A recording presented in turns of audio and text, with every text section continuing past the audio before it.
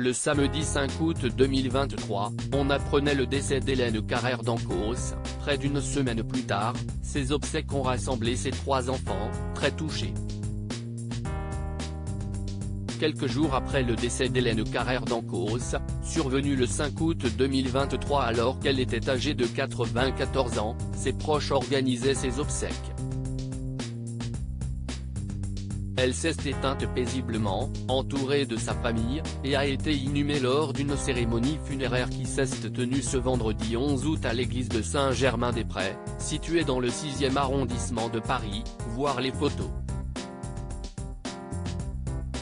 Aux côtés du cercueil de cette grande spécialiste de la Russie et de l'URSS, son mari, Louis Carrère, en fauteuil roulant, mais pas que.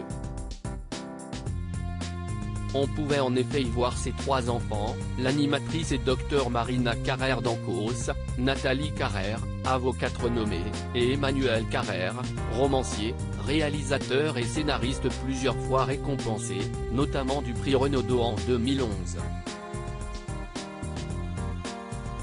Hélène Carrère d'Ancos, une spécialiste de la Russie élue à l'Académie française. Hélène Carrère d'Ancos a achevé le week-end dernier le dernier trait d'une éminente carrière.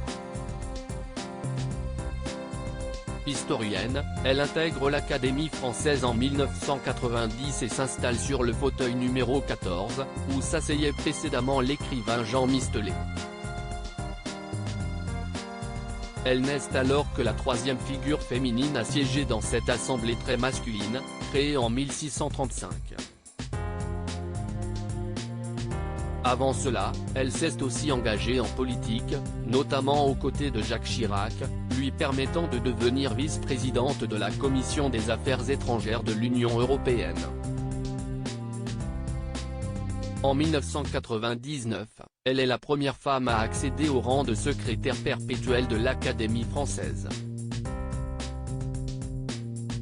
Fervente défenseuse de la Russie, pro-Poutine avant de changer son fusil d'épaule après l'invasion de l'Ukraine, elle faisait alors partie du comité d'éthique de la version française de la chaîne russe RT, dont la diffusion a été coupée en février 2022.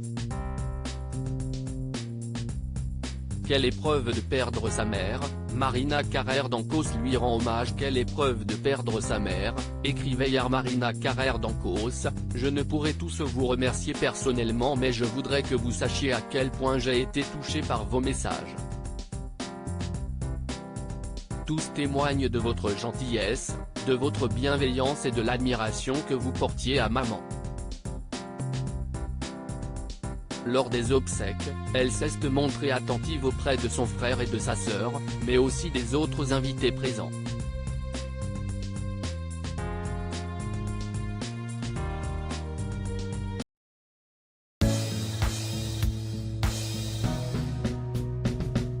But there's all times through the rough times I think